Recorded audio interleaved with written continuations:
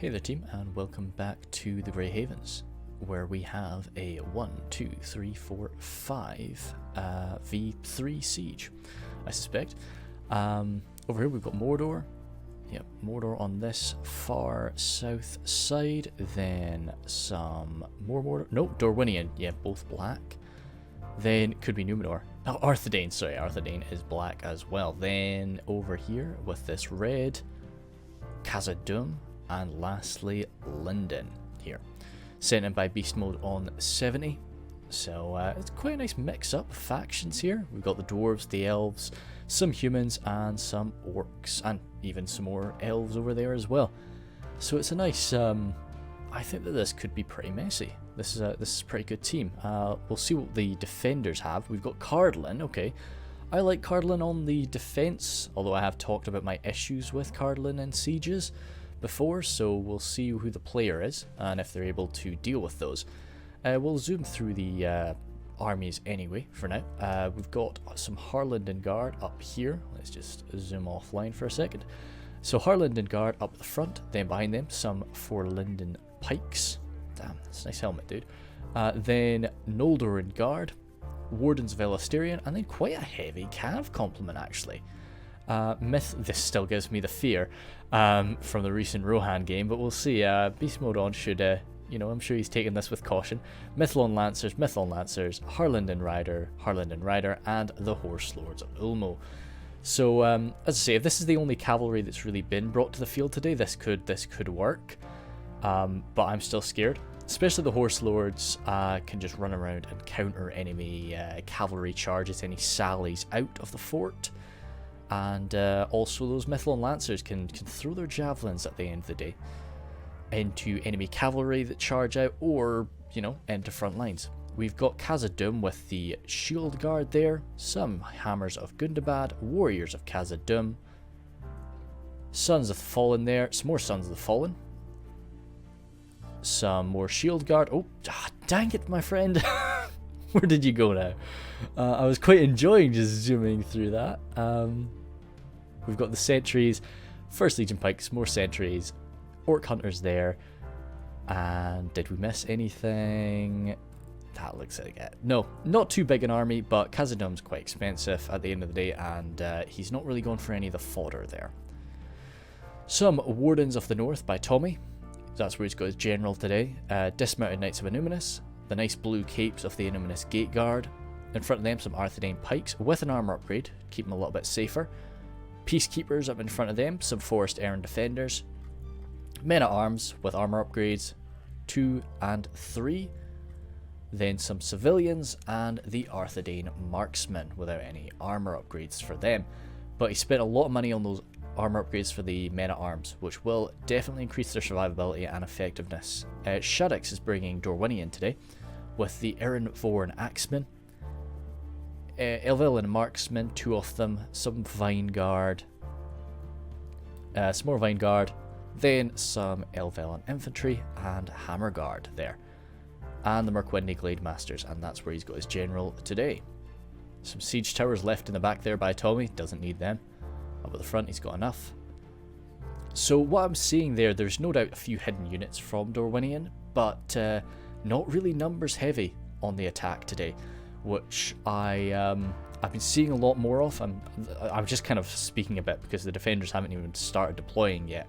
So I've been seeing a lot more of like these elite, really quality focused attacking armies recently, in recent times. And I think that that's generally the way that people are going, but it's still kind of scary that everybody's going for that right now. So we'll see if Mordor with Music Bot number 1, never see Music Bot number 1, so maybe he's going for more of a mass approach to use up a bit of enemy ammunition, if nothing else. He's got some Moron infantry, some orc fodder.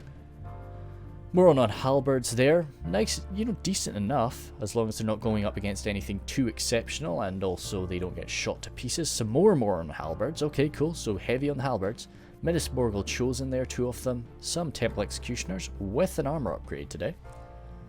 It's been a little while since we've seen the armor upgraded.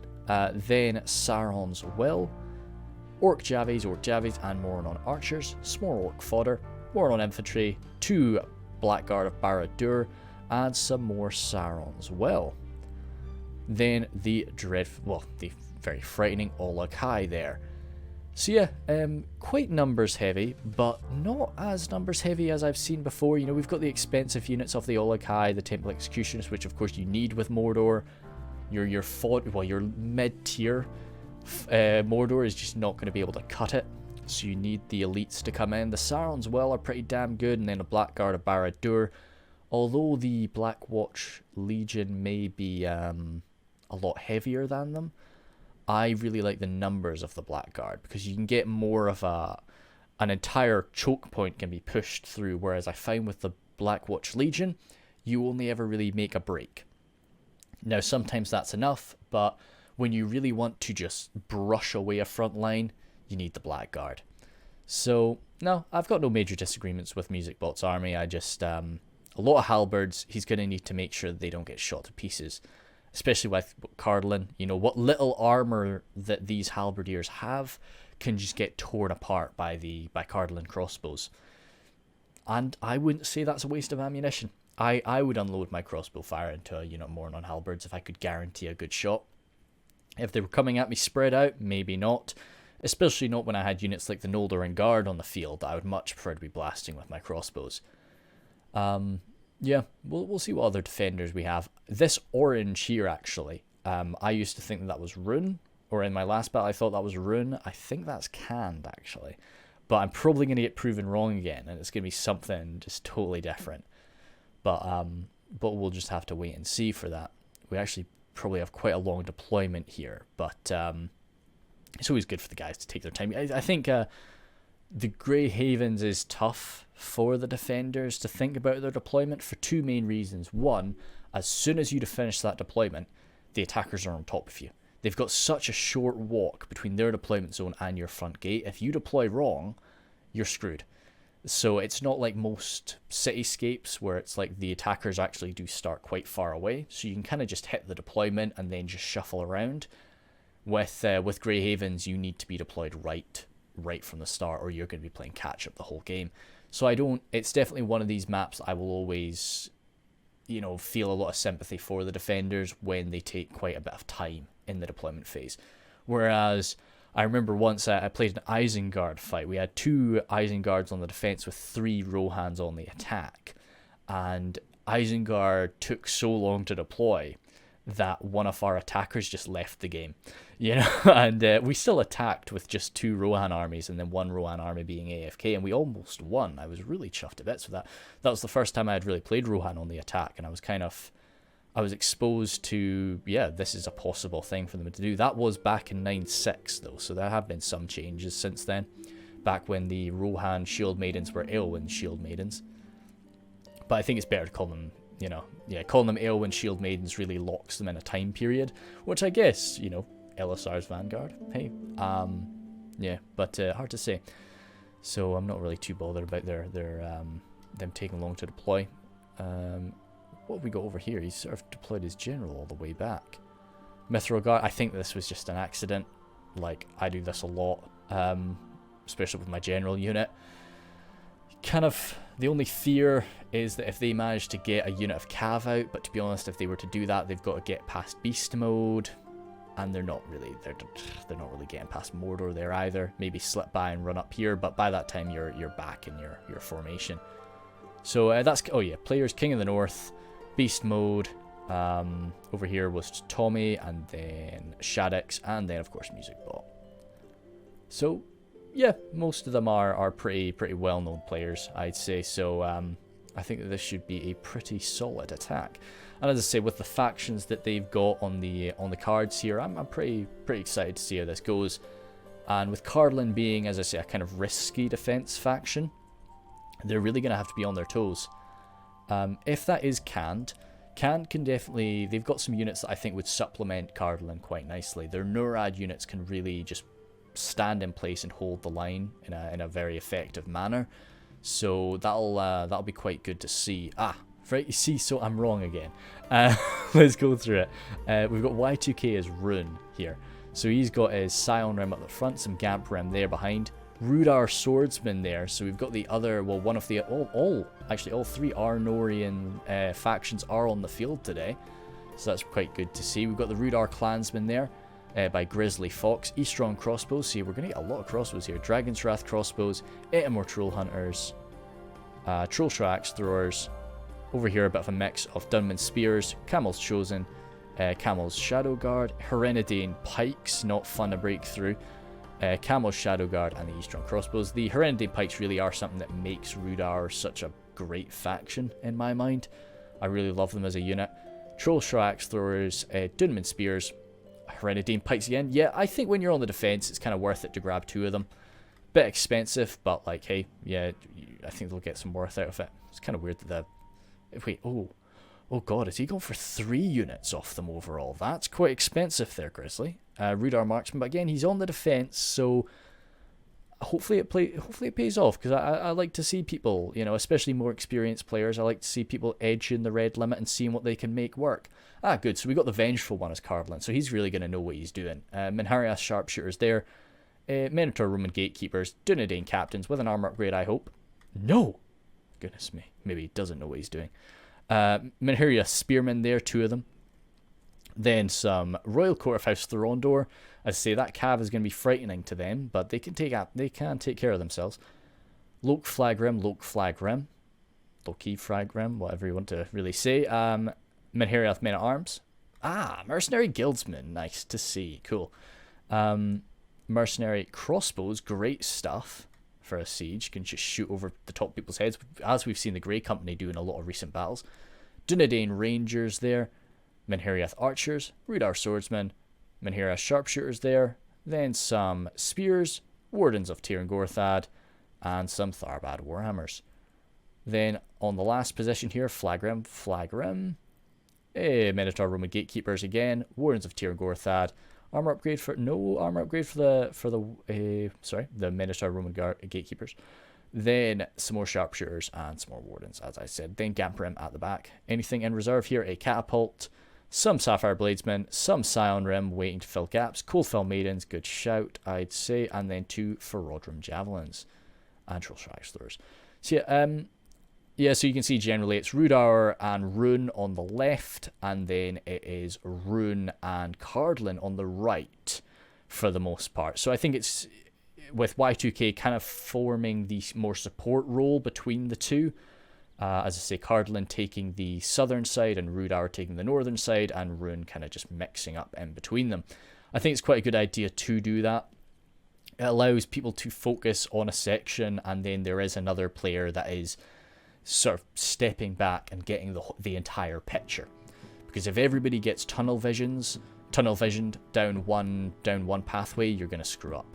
No artillery on the attack here. I think Beast Mode did say that they were allowed to take artillery, so not taking some is an interesting choice, but you know, it's definitely going to give the defenders an interesting leg up. Let's see if Beast Mode is going to be pushing down here. He was set up in a defensive formation, which is very careful, but it's just going to mean that it's going to take him quite a while to get up to the front. And he's only brought 1 ram today, which is interesting. So he's really going to, as I've said before in the Grey Havens, that wall is a big threat when you're coming down off that wall, like just falling and dying.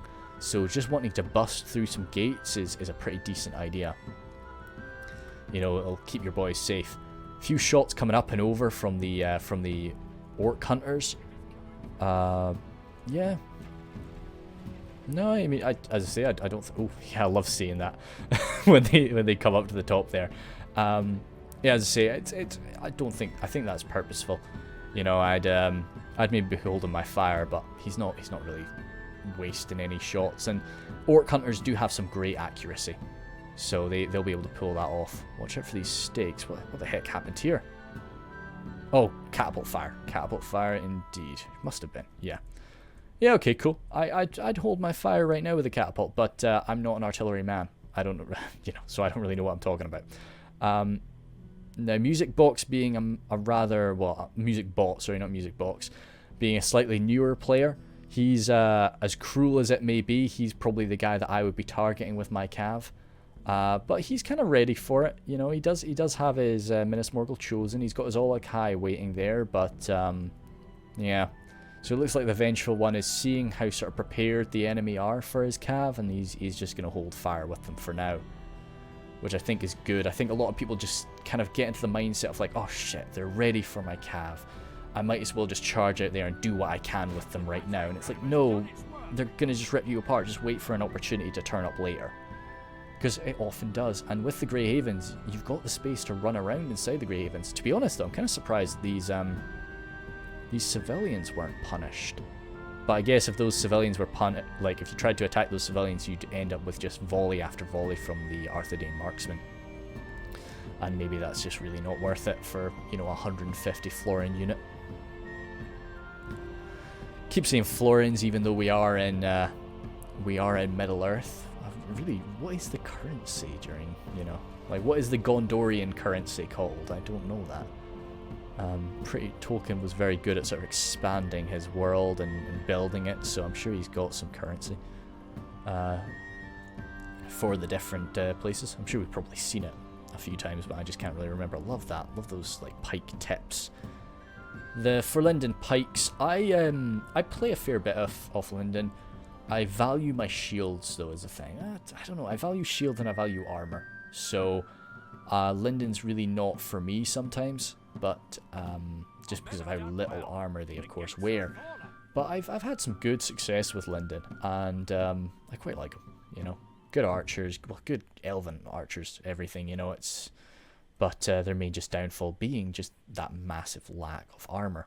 And I think it's a case of I value my archers to skirmish with the enemy, and you just can't really do that too well with Lindon.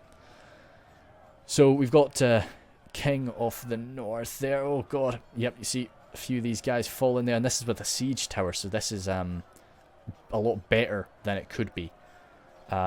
These are just the warriors of Khazad-dûm, so I guess the fodder of Khazad-dûm.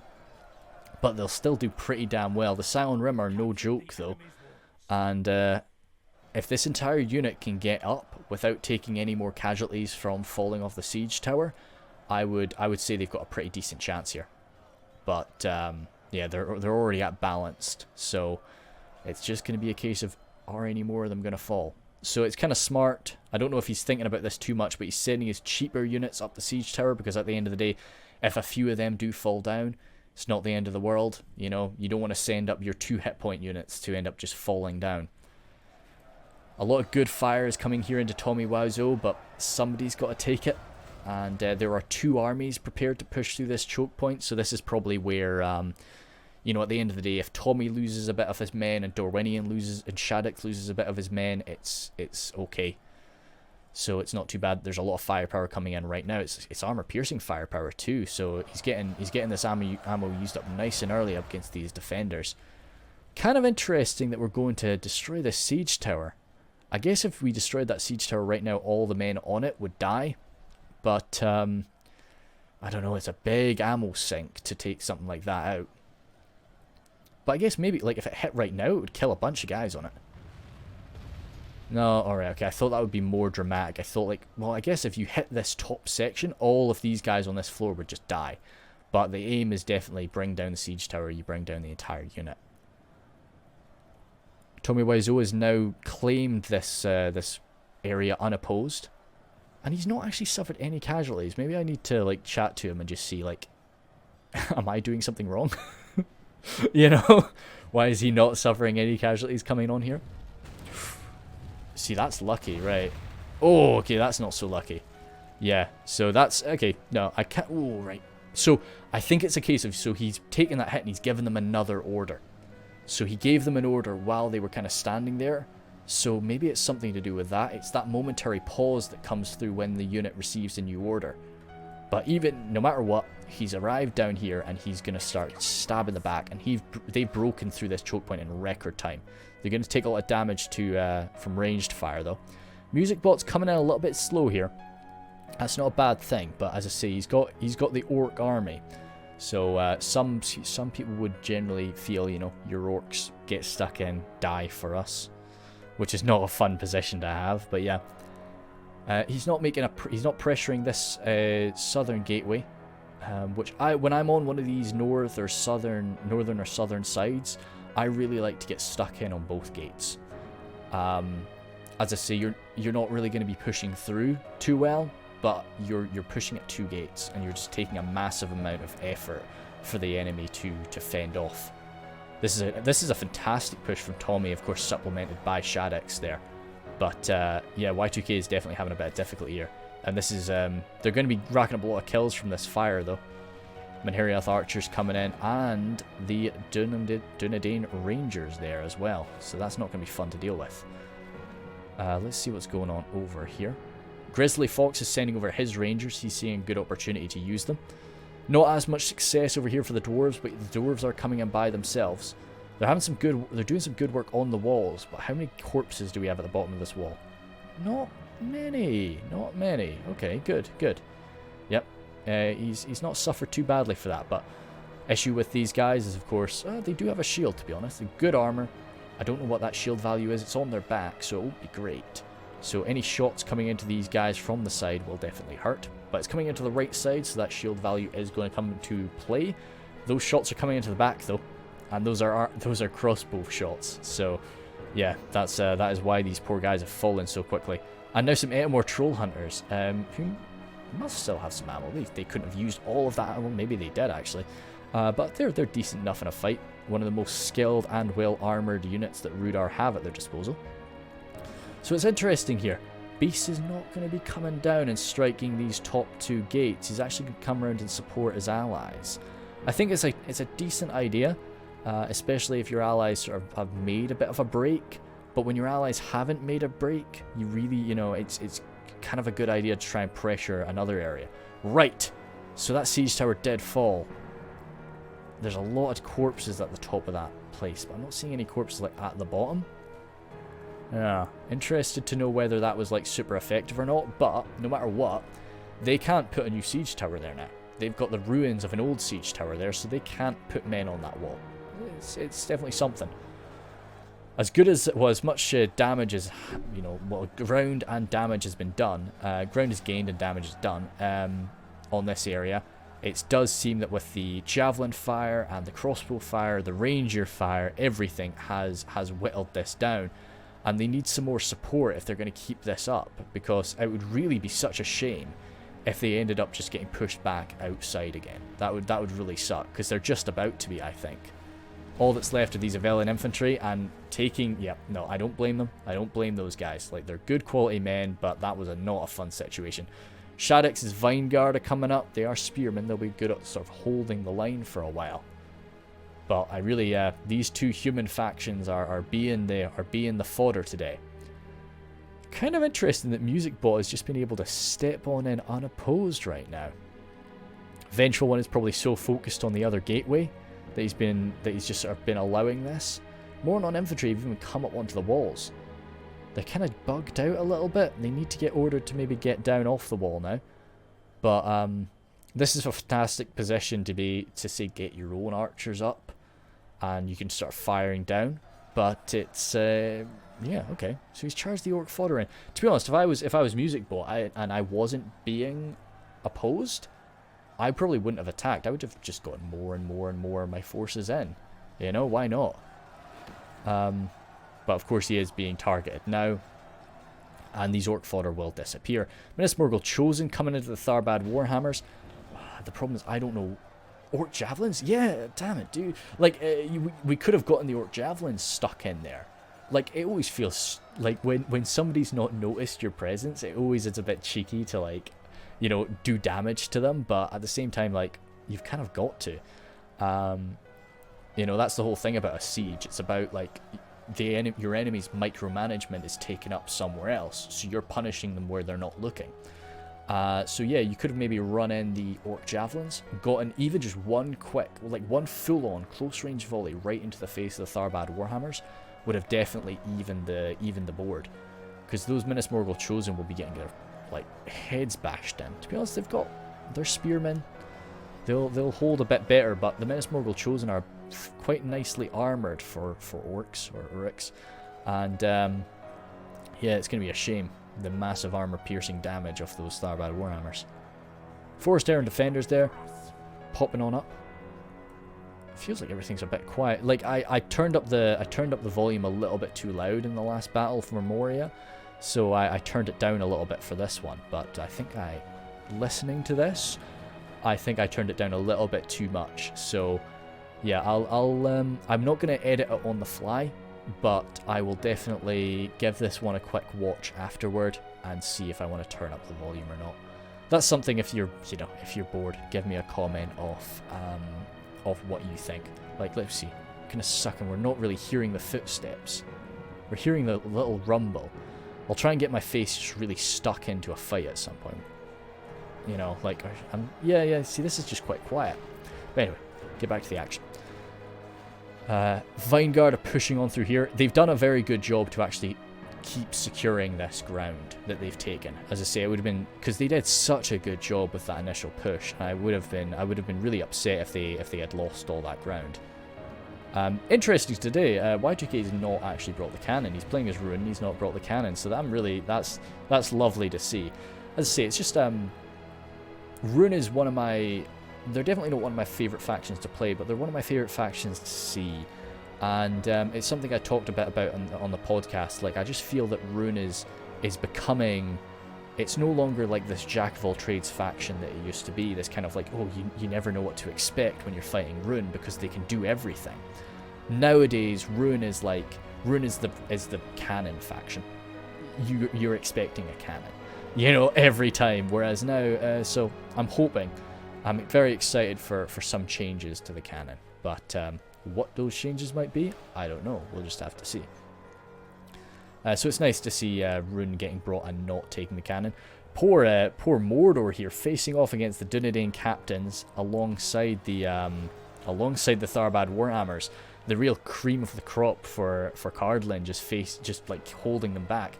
To be honest, these Minas Morgul Chosen have dealt a few casualties to the Tharbad Warhammers.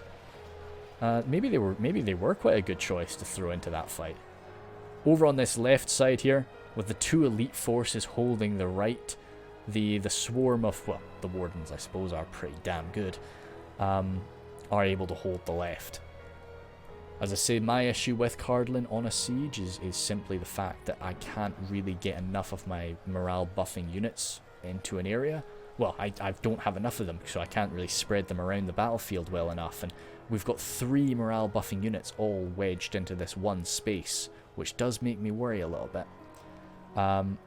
Moron halberds are coming forward now, which is great, but lots of ranger fire, lots of Menheriath archer fire, which will hurt them. They're firing into the archers right now. I'd want to be targeting the halberds if I could, but if they can sort themselves out and get spread out into a nice position, that could be exactly what is needed for these to deal with these elite units of Cardlin. Phalanxes, like mid and even low tier phalanxes, can do some decent work up against like really good units if they're allowed the time to do so, and the formation, of course. Cardlin here with the Vengeful One coming down with a bit of a counter charge to stop this, but as I say, Shaddix and Tommy have really gained quite a bit of ground. You can see they have been contained a little bit, but there's quite a push here from Shaddix, and he's going to get around and smash into the... oh, I thought he was going to try and silence the sharpshooters, but no, he wants to focus on his own push first before he moves around to help Mordor. But I would be so tempted to just get one unit to charge right in the back of this. Now, I know you're going to get shot in the back, you're going to get stuff thrown at your back, but maybe it would be a... Yeah, as I say, I think I do focus a bit too much on backstabs sometimes. I really value them a bit too much. The dwarves over here are still holding the line.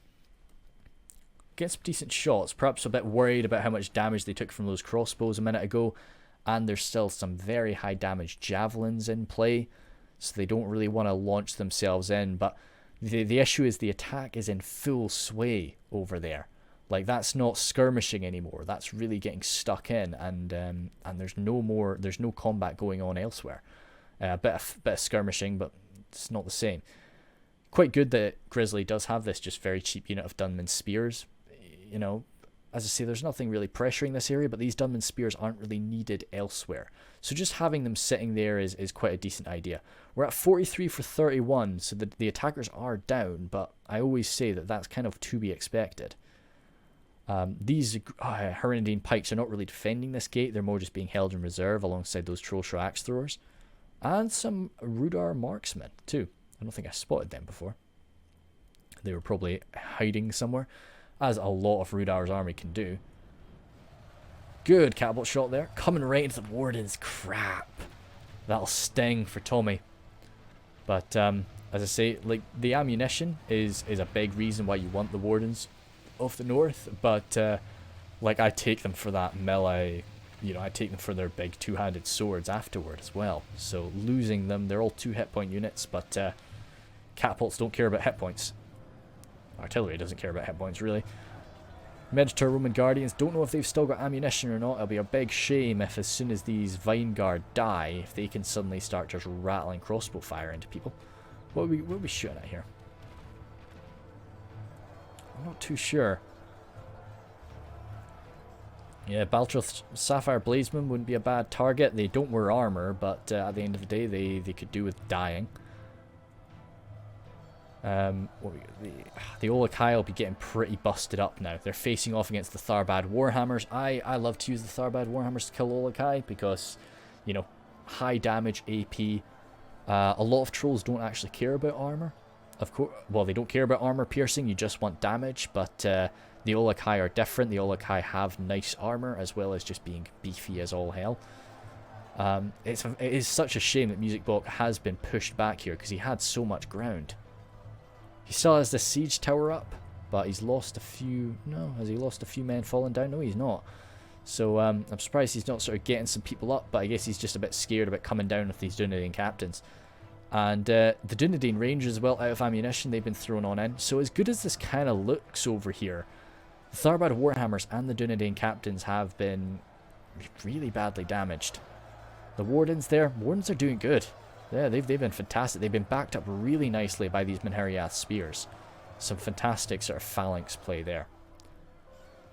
Shaddix is pushing around with some of his out-of-ammunition boys, and also the Knights of Annuminus are coming over here.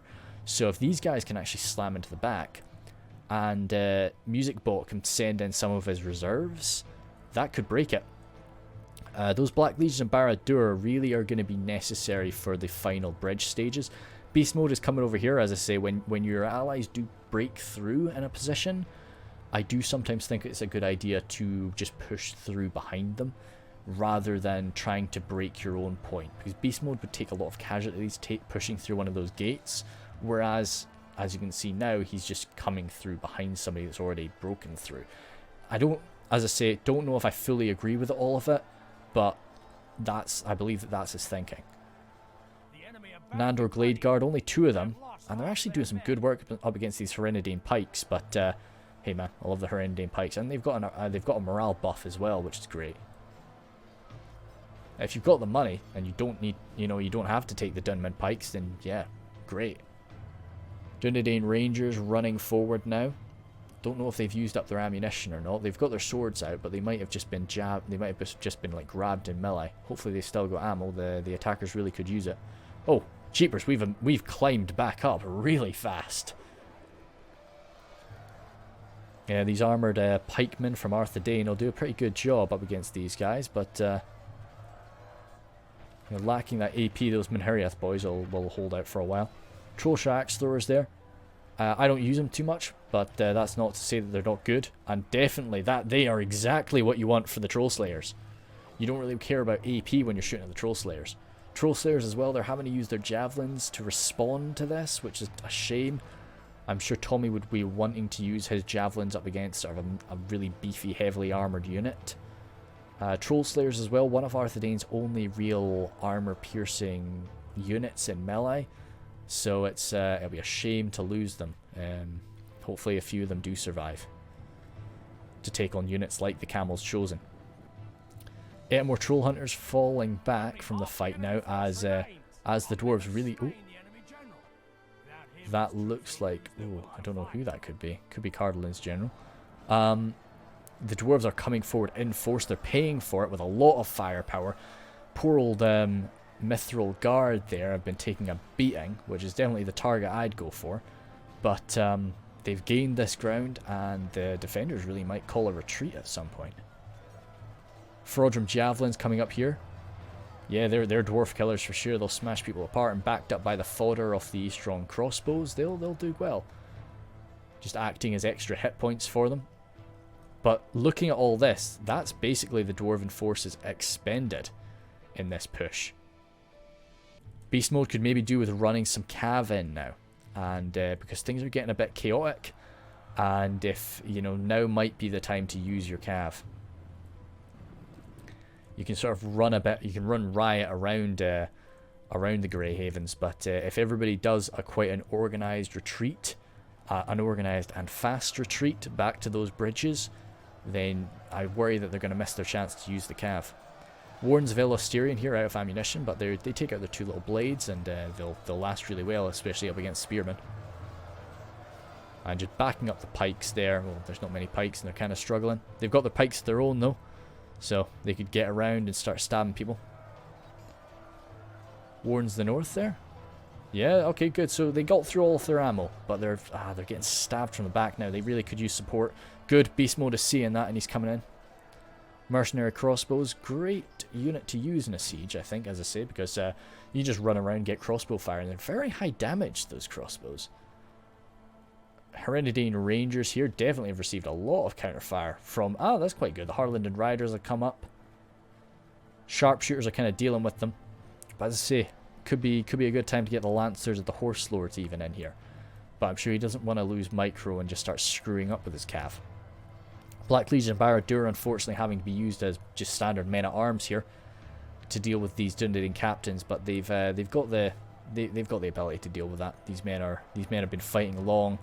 They're only winded, but that will come into play. The main damage is of course their AP, well their hit points. Harlingen Riders here taking quite a beating from that fire. I don't know if I'd be super bothered about that. Saying that, they're spear cav in melee, I believe. I never take them myself, but so they might have a half decent charge on them, to be honest. But when they've got their bows, oh no, yeah, okay, cool. I didn't know they'd be able to take their spears out that quickly. Good chase, just get them wiped out. Don't let them get home. That's quite a good idea. Oh, Mordor is actually pushing this side now. Oh crap, we didn't notice that. I'm sorry. Oh, okay, good. That wasn't Nazgul. That wasn't Nazgul. That was... It's still not good, though. Oh, crap. This is a good move from the Vengeful One. Yeah, you've really got to be careful with Cav. And that's what I was saying. You know, the Vengeful One could have just been like, oh, my Cav is going to be useless. Just try and do something with it. Like, but no, he waited for the right chance, and he's really paid off. I'd come in again and just wipe him out. But maybe he thinks enough damage has been done, and he's needed elsewhere. Oh, which Orc Javies? The Orc Javies are the only hope here. Oh, yeah, good. More on halberds. Just get yourself straightened out. But I just come maybe. Yep, that's what I would do. He's sort of racing the halberds. I don't think he's going to get there in time. I think the halberds are going to stop him. Oh, halberds didn't stop him. I don't know. He'll pay for that, but yeah, good move. But oh, a lot of those halberds actually died. Cheapers. Yeah, when you have lancers off that quality, off the the amazing quality of the Royal Court of House Thorondor, it's you can do stuff like that. You know, you maybe wouldn't be able to get away with that with like pikes, but halberds are not as bad. So still quite a lot of beast mode's forces here, and the good thing is the enemy has kind of used up a lot of their ammunition, which is of course Lindon's main killer. We did just see a crossbow volley come into these guys, but it wasn't too bad. Shoot, if they do get a lot more crossbow volleys coming in though, that'll be a shame. Because even though they don't wear armor, they'll go down quick to that fire. For Lindon, pikes may not be the better of the two pike forces, but they're still elven pikes at the end of the day. Now where did those cav go? Oh gosh, Vengeful, have you put your general in with this? I don't know how I feel about that. Cardlin's morale is pretty shaky. So if he did lose his general out here, I don't know. I can see why. It's safe. It's easier to keep your general safe if he's on a horse, but you know, him being out here like this puts him in a lot of danger. Harland and guard there. They may be spears and melee, but a rear charge is a rear charge. And beast mode is going to have to be careful about that. A lot of archers and a lot more of the cav. So these lancers are still nice and beefy. And as I say, I think it's time to start running riot as the defenders make a break toward the center. What are we at? 74 for 73. So for the first time in a long while, the wait, sorry. Oh no, I was going to say I thought that the attackers were actually ahead, but no. Almost. As I say, if that cav can come in and out a bit, that'll change the game. Now, I would say, I don't know, I think this is maybe slightly too late to fall back. Like, it's good that they're falling back. I would have wanted to be getting some of these men back a little bit earlier. But it's just considering how much of Lindon's cav is remaining. You know, beast mode really needs to be moving forward. He needs to be pressuring this and killing these guys. It's that, or he needs to be trying to shut down this cav. Harland and guard there, do they have ammo? They must do. I think I did see them with their bows out. Yep. They're not... Royal Court are not really going to care too much about that, but is he going to go for this, or is he just going to run on by? Nope. I think he thought about it. He's thinking about it. That'd be interesting, because as I say, quick rear charge especially, but beast mode might be watching this. He might, like, this is what I do. It doesn't always work out for me, but I watch this and I make sure I give the order as late as possible to try and turn around and just grab him. I don't think he's seeing it. Beast mode! Oh dear, he didn't spot it. So especially, they were moving as well, so it's just going to take them a minute. And he's out of there. Yep. Only 1 or 2 charges. He needs to be careful he doesn't run into these stakes on the way out, but no, that was a good move. And he's going to come in again. Ooh, yo. Very good stuff there. There's a lot more of those Harland Guard taken out. So, yeah, see, this is kind of the tough choice, because those guys are constantly taking out their bows. So, like, I think beast mode is either giving them that range, you know, like shoot them order. So once they've got their spears out, don't give them an order to shoot. Make sure they keep their spears out. But yeah, see, he's sort of been given like the shoot order. I don't know. Maybe they're on fire. Well, hard to say. But I just try and get inside now. Like that's too small a unit to hold back a Lancer force of that type. And I think Vengeful's keen to come in again. Oh dear. We've got 3 axe throwers there. One of them has the ability to throw axes. Maybe. He might be out of ammo, or that might be his one remaining axe that he's going to use in melee. Be nice if you could just tell them, no, just use that last axe, and then punch people. Just lowers their attack by like 5. They have quite a nice attack, as most Rude Hour forces have.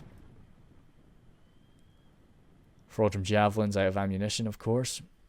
They've emptied it on the dwarves. Not many dwarves remaining, but King of the North has really sort of done his part. He pushed through, he absorbed so much ammo, and yeah, he did a fair bit of killing. So what's remaining here is a lot of Rude Hour. His left side really wasn't pressured as hard, so it's going to be down to him to kind of bring this home. His allies have done a pretty good job so far, but Y2K, being the supporting faction, has supported well, and he doesn't have much left. Sapphire Bladesmen, do they have ammo? That could be a game changer. No, they don't, but they're decent in melee. They can do something pretty nice. Then, as I say, Cardlin as well, pretty low on numbers, just with these gatekeepers. There might be some more trying to scramble back, but as I say, Beast Mode's Cav is going to be making that a real problem, and the enemy have pushed so deep forward now. Anything more coming from here? No. What is it about this spot? This is the exact same spot that I had my units running back and forth at when they were routing.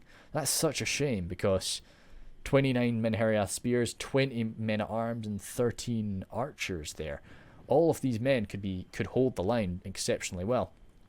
Music Bot is pushed up, and he's taken these walls with orc fodder and more non-infantry. having a full unit of orc fodder at the end game, it's, you know, some people may scoff at that, but that's a lot of numbers. It's a big unit size to just throw at somebody in the later game. A lot of people, it's the very first thing they lose. But no, now that they're all sort of back, those Methlon Lancers are going to kind of be a bit limited in their ability. Oh, Horse Lords of Ulmo are trying to chase down this Cav now. And oh, as fast as that Elven Cav is, I think these Royal Court might... Oh, no.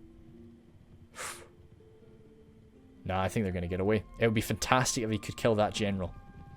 But no, I think especially the General will get away. Unless they were able to really trap him in a fight. Oh, no, this Banner Carrier is running into a tree. He ain't coming home. That's a shame. Oh, no, he got around. Good stuff. No, he was just hiding. He was just hiding behind that tree as the Horse Lords were running by. Now this would be Vengeful. Are there any stakes you can make him run through? No. I was going to say if Vengeful's got this area thought out, you know, he could maybe try and just run the Horse Lords through some stakes, but nah. Ain't happening. And yeah, it's very tough to chase down Cav with other Cav when somebody's able to just micro the heck out of them. And I think that's just what's happening here.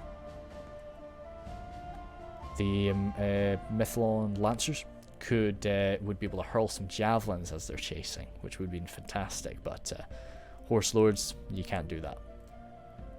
Sildren River Patrol out. No, they're not. Okay, Shaddix has got something in this for sure.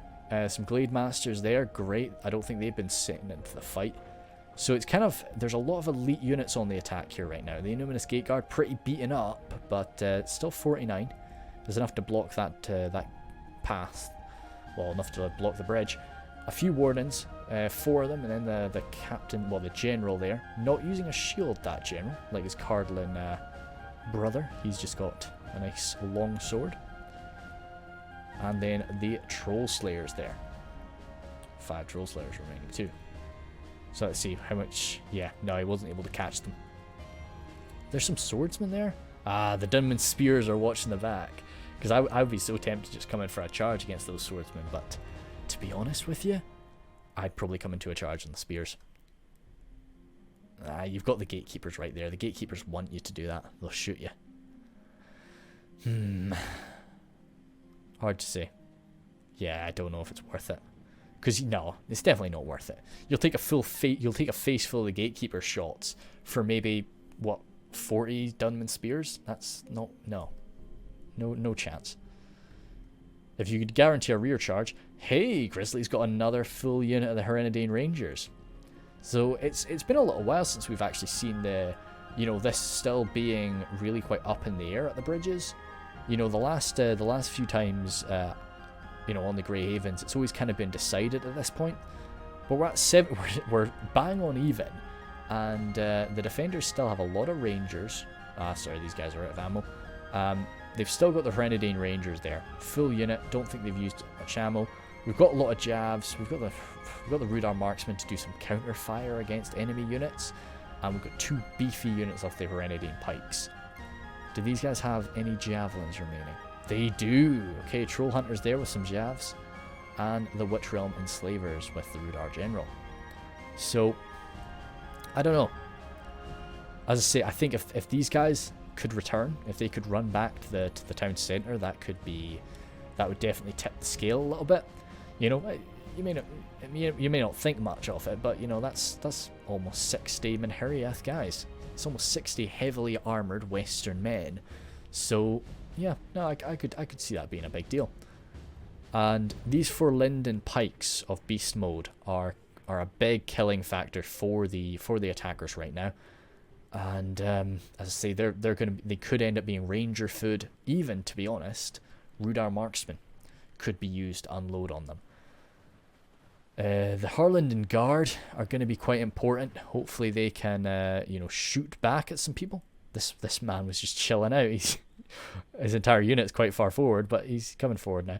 I had a battle recently with Eclipse and the gang, and I had right at the very start. I don't know. That's it's a bit of a spoiler, but I've said it anyway. Right at the start, I got charged by Mumikil, and so we ended up killing the Mumikil. Thank you very much to all my allies, but a large chunk of my army got caught up on the corpses of the Mimikill. And for the entire damn game, I just had these units that were like sitting there, just like trapped in my spawn, like underneath a Mimikill, while I was like moving forward. And then just randomly people would join my army. And I'm like, where the heck has this one Olakai been hiding? And it's like, this one Olakai was just stuck underneath a Mimikill for the entire game. It's like, okay, cool. Nice. So that was quite funny. I'll maybe do a video on that at some point. As I say, these Lancers, they've all got their javelins too. Now they'll drop like flies to arrow fire, but they could definitely be worth something. Lindon Riders. Some of the shots are coming straight up is the issue. But we're dropping people. We are dropping some of these gatekeepers. Like this, we will smash the enemy. Right, the announcer is pretty fond of the attacker's chances. Attacker is, of course, mainly just focusing on the balance of power, though. These guys are dropping. Heavily armored. No armor upgrade, but still heavy armor. And that shield on their back is going to keep them alive really nicely. So, I wouldn't be crying too much. I did just burp into my mic. Ugh. I don't think that'll come through. No. One Dunedain Ranger. Oh, that was Tommy's Dunedain Ranger. That's kind of funny. Did he just charge up and just like assassinate a guy and then run away? Bloody Tommy, you're playing Third Age, not Shadow of Mordor. But no. Still not played that game actually. Really should. The Eastern crossbows are hiding amongst the fodder of Rudar, just to gain a little benefit from those tiny shields that they have. Rudar marksman there. Okay. Oh, nice, nice. Okay, let's watch this. Brave and noble ranger. Oh, fighting 3v1. Oh, he's killed a guy. He's probably got like triple gold chevrons right now. Just because of a few kills that he's gotten at range. Oh, he's just coming in for charges. Tommy, sneaky bugger. Hey dude, why not? Like, while you're waiting for your allies to set up with their larger armies, why not do this? Just make the most of your like 1 or 2 remaining guys. No, go on. Oh damn, he's getting stabbed up real bad. How is he surviving so well? I guess it is just that, like, I do reference that a lot, just the ranger defensive skill in melee. Damn it, no. He came in and just got stun locked and just couldn't land a heroic strike. It would have been nice, bit more intensive, but maybe coming in from the side there, so you're only really, because he jumped into that, he had about 4 or 5 spears stabbing into him at once. Maybe coming in at the side, you would limit it to like say 3 or 4, yeah. Don't think it would have changed much, but what's this over here? I think that's just some guys run. Ah, these Menhiria spears managed to sort of make it out. Be great if they could make it out and then find a way around to get to the town center, but nah, it's just units getting lost. Yeah, a few guys just shot up as they were approaching. Sorry, I missed that initial push there. It's, yeah, so we were watching it, but I wasn't calling out the Noldoran Guard. If they can avoid crossbows, those Noldoran Guard will mess people up. Lindon may be lacking in armor overall, but the Noldoran really do make up for it a fair bit. Lindon Guard there. Are they really doing quite a good job at counter-firing right now? What are they going into? Hereditary Rangers, good shout, I'd say. As I say, you're not going to be able to shoot the ammunition out of them, but you're really just wanting to limit their DPS. And they're already dropping, like that elven accuracy is going to kind of be enough to deal with them. I'm surprised that those rangers aren't hiding, though. They're very good at hiding. Maybe I'd just get them back, because they're very important. And right now they're just getting shot to pieces. The issue is, like, if he's not going to shoot them, I'd shoot the Fraudrum javelins. You've got the Rudar marksman, don't you, to counterfire this? I guess he just doesn't want to. Yeah. They wouldn't really do much damage up against them, but yeah, and he's just wanting to wait for the pikes. That's all I'm thinking anyway. Ah, sorry, missed this. Yeah, so we saw that, like, that was the riders. I don't know if that was the Lancers or not, but a lot of these guys have been dropping from that. Horse Lords coming in. Ah, damn, that wasn't... They didn't get their lances down. They had their lances down, but then they lifted up. That's too bad. So yeah, they took a bit of damage there for not really much. But Vengeful One's not firing upon them, which is interesting. Because that's the main reason I would not want to be close. Like, I think when you've got a unit like the Horse Lords, Dunman Spears are really not too much of a threat to you unless they really get you locked into melee. So the only reason I wouldn't want to be charging in and out against the Dunman Spears is that there's these crossbows sitting here. Because if you could bring that unit down, one, that's just less fodder on the front line. Two, you can sort of... Oh, goddamn javelins. Waiting right there for the Horse Lords as well. But yeah, like, you could maybe just bust through them and then get one good charge up against the Gatekeepers. Gatekeepers are not having any more of it now. I guess their micro was taken up on the other side. And they're going for it. Yep. Oh. I didn't actually see all of them firing then, but I did see a few of them, and they've okay, yeah, quite a few of them. Yeah, we did see the number drop down of those Mythlon Lancers. But as painful as that is for Beast Mode, his cav is not really going to be super effective. So perhaps it's not too bad if he loses a few Mythlon Lancers rather than losing a few Noldor Guard. Again, perhaps I'm being, that's very wasteful thinking. I'm a very wasteful attacking general. As I say, it's good to have fodder in the late game. It's often something that people just sort of ignore, but when you have to really sort of have your half-decent units exposed to this sort of fire, if the enemy has saved up their ammo, it's really painful. Is this sort of two different units here. So I'd say when you're on the attack, like, what you might want to just do is... It's not really too bad. These guys are out of ammo, so I'd just get them moved out of the way. Because as you can see, there's just a handful of people shooting straight up, which is not usually a big issue, but... okay, so we do have the Rudar Marksman firing upon them now. I'd say I think they should have been doing that a bit earlier, but how... Oh, crap, those Rangers have been hurt bad. Grizzlies lost a lot of Rangers there. But, no...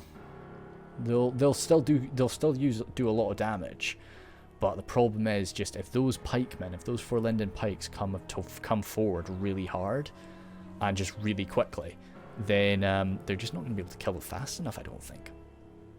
And they're going to be relying a fair bit on the Rudar Marksman kind of massed fire. They're not absolutely, the Rudar Marksmen are not absolutely pathetic archers. I like him, but as I say, it's with Rudar, you've got them or the Rangers. That's really your only half decent archers. Interesting that Music Bot's actually come all the way around here with his javelins. Now, of course, they're out of javelins, so they're basically orc fodder at that point. I never use the Dunman Hunters. It's just not.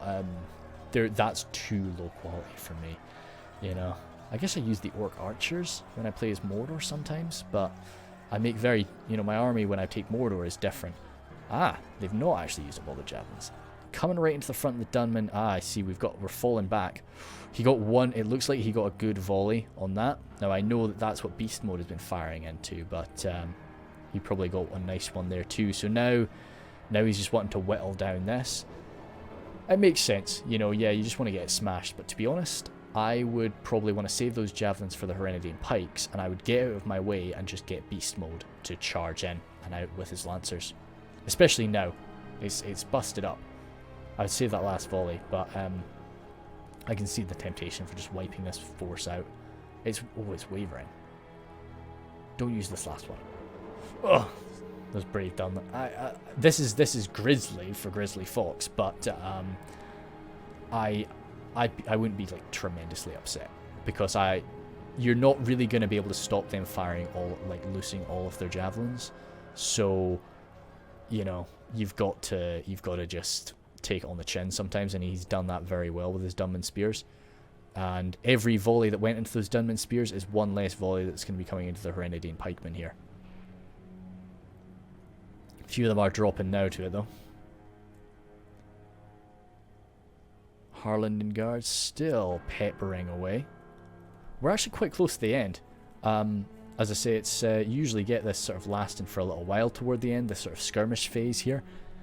But I think when they do come forward, they're going to come forward very hard. And as I say, that's what I'd be worried about with those Rudar Rangers. Or Herenidane Rangers.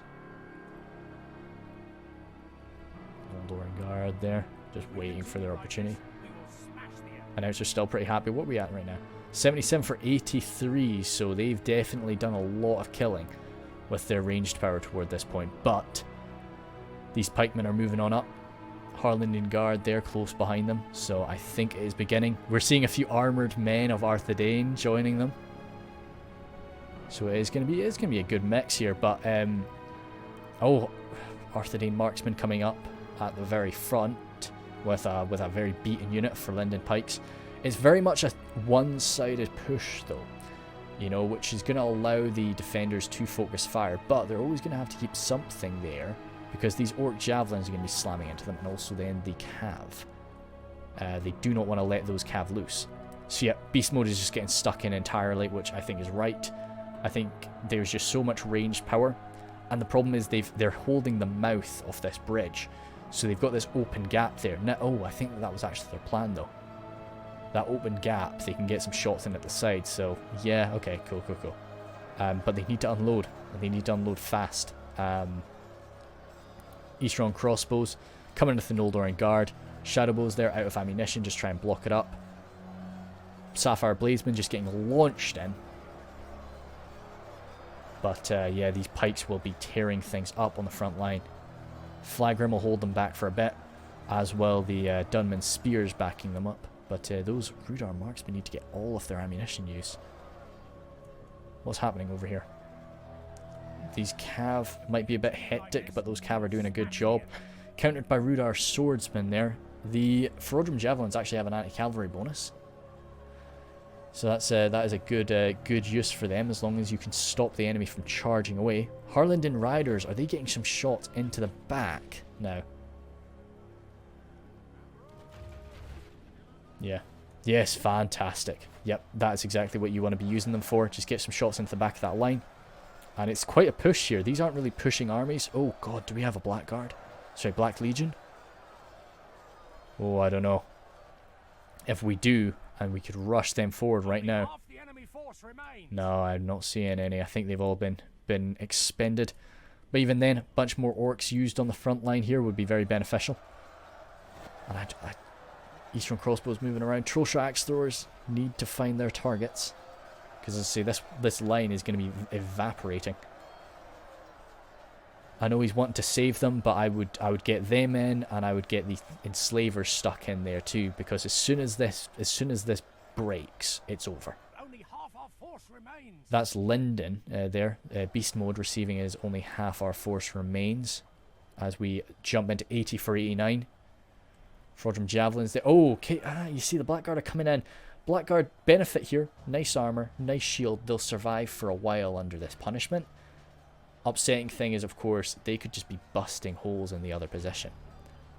Like they could break through over there, but whereas now they're kind of going to get javelined, but it's still like they're sturdy, and it's not a bad use for them. And they're having an okay, they're doing an okay time at just sort of busting through right now. These Herenidane pikes are running forward, but it's already kind of falling apart. Rudar marksmen there, they've still got ammunition, so I get them pulled back there and just fire in. Eastern crossbows doing their best. Trollshot axe throwers, kind of a battle for positions, but you can, you know, these players really know what they're doing. Y2K and Grizzly, they will understand where crossbows can and can't fire from. So good axe throw. Good. They can just unload that ammunition very quickly, very close range, very accurate. Eastern crossbows coming forward just to be mass on the front line there. We just caught sight of the Arthedain general. There he is. He is the one remaining warden of the north, so he might fall there. Lots more axes coming into the Noldoran Guard. Might be heavily armoured, but the amount of damage that those axes do doesn't matter. Beast Mode is seeing how much damage he's taking, and you saw he did try and rush for it, but these heroic Eastron crossbows are standing in the way, fighting to the death for their fellow evil man brothers. Out of ammunition there. Yep, moving out of the way for the Herenidane Rangers, and also just getting ready to charge into melee. Troll Hunters there on this side. Black Guard of Barad-dûr. I would call them Black Legion, sorry about that.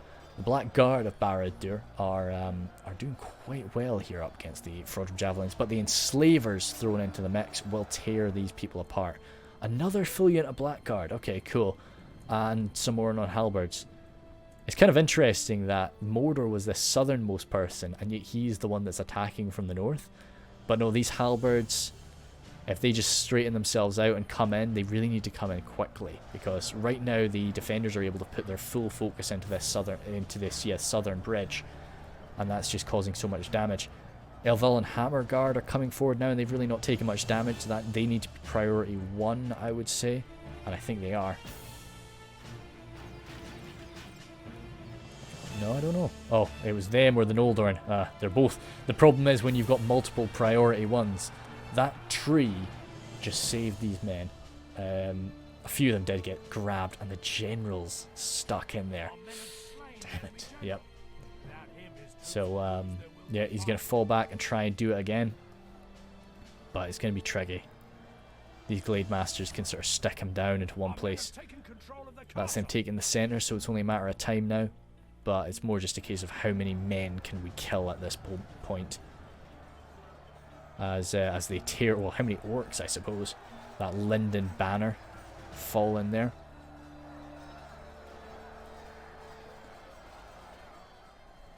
Huge great shields off the Black Guard, but Dismounted Knights of Anumis coming for a rear charge there. Rudar morale may be pretty good for evil men, but it's going to be breaking soon with the punishment that they are under. The Sylvan River Patrol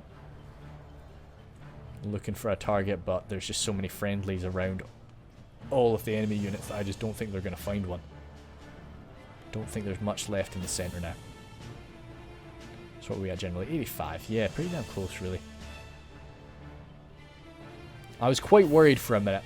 For a fair bit of that, I really thought that the attackers' charges were going to get blunted entirely. But I think it was just the ferocity, the real power with which Tommy and Shaddix bashed through their gate, and you know, that was kind of the initial strike that really fixed it. Jeepers sake, we've still got 1,000 frames that these guys are fighting it out for.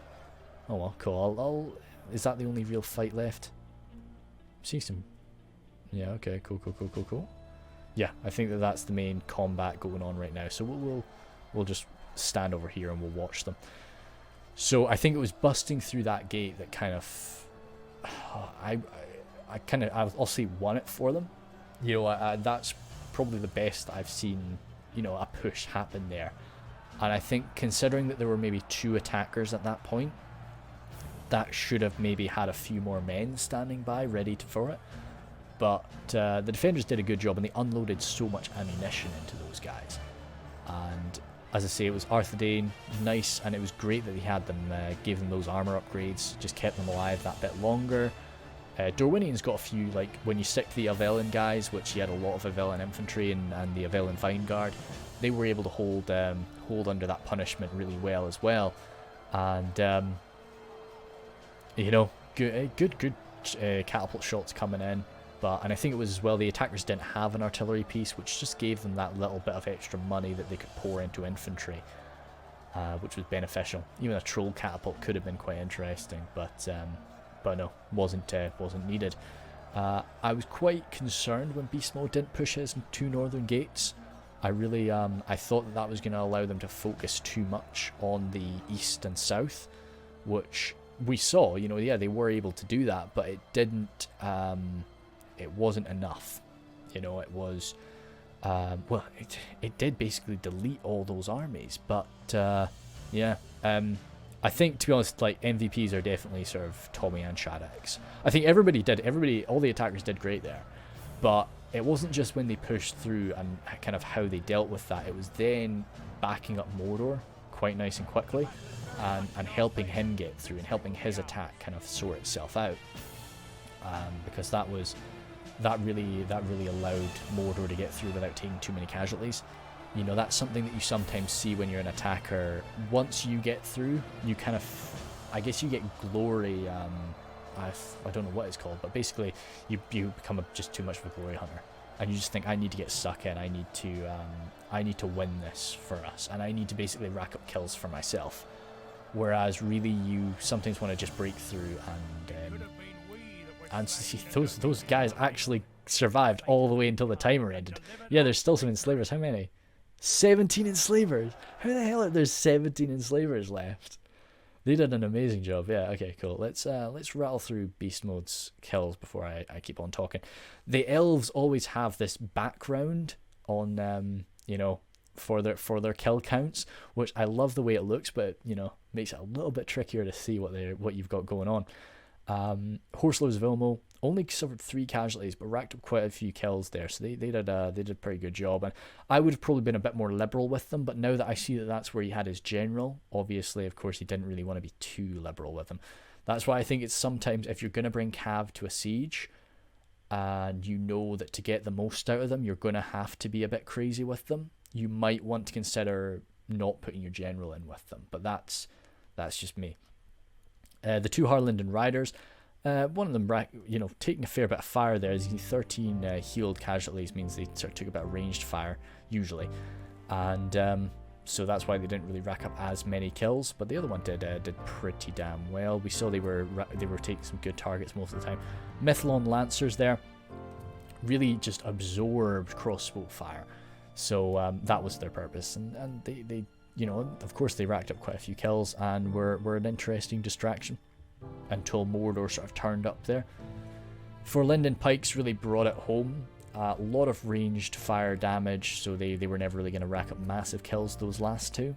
But you can see the first one that got stuck in at that gateway and really did incredibly well. And the other one too, right? Four for Lindon pikes, yeah.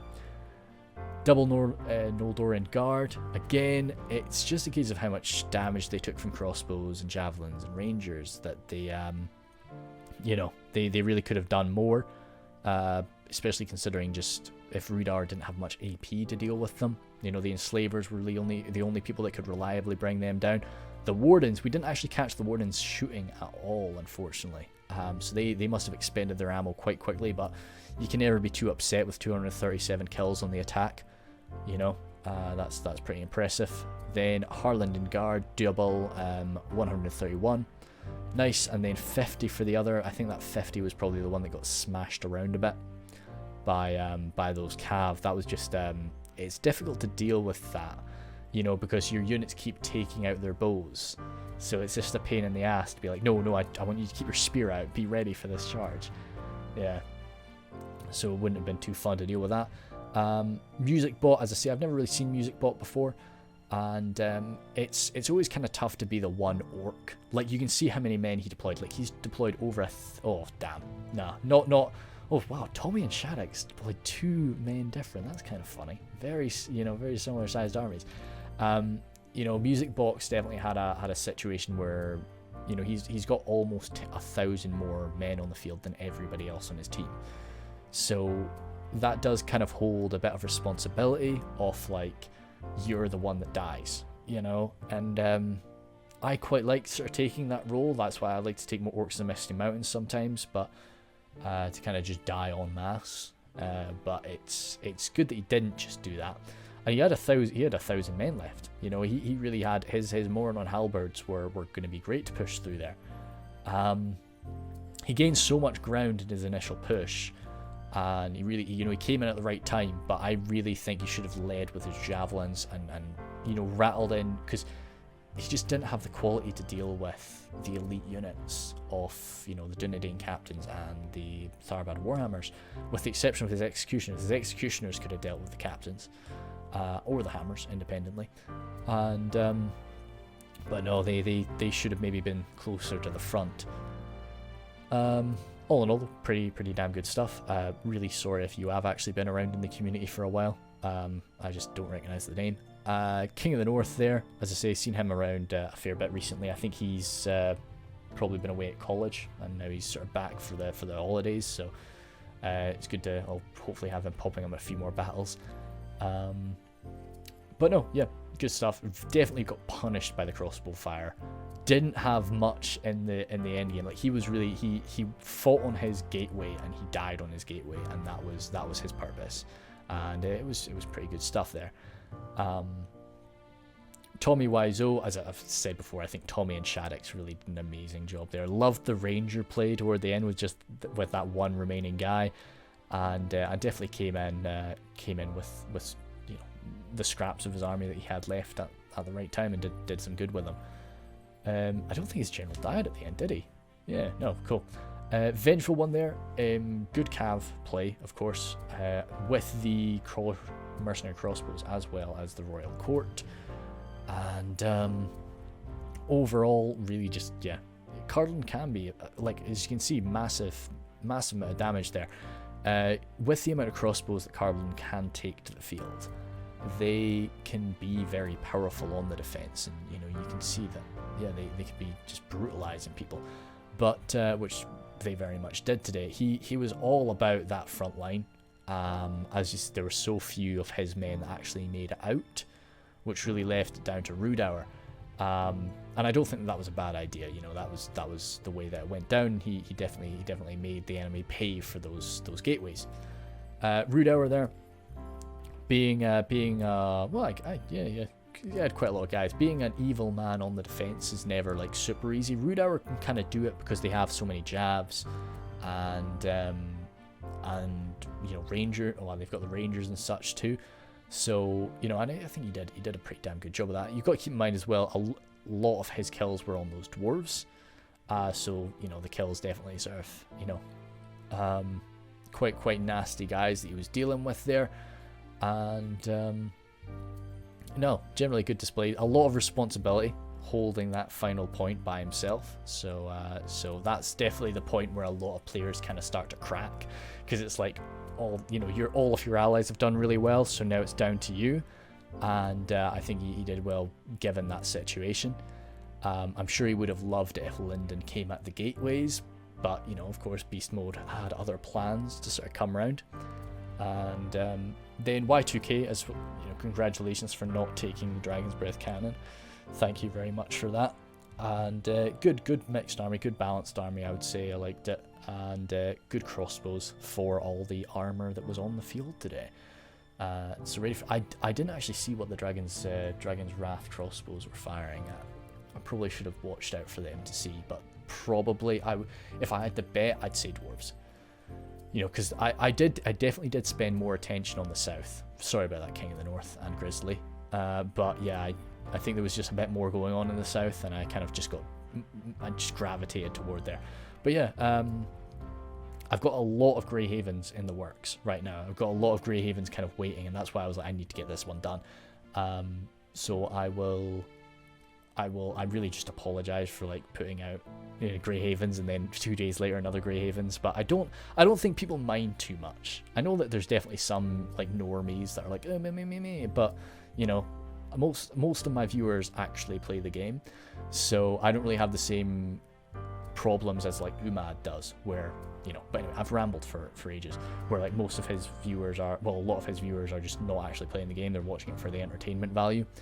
And yeah, anyway, see you team, thanks.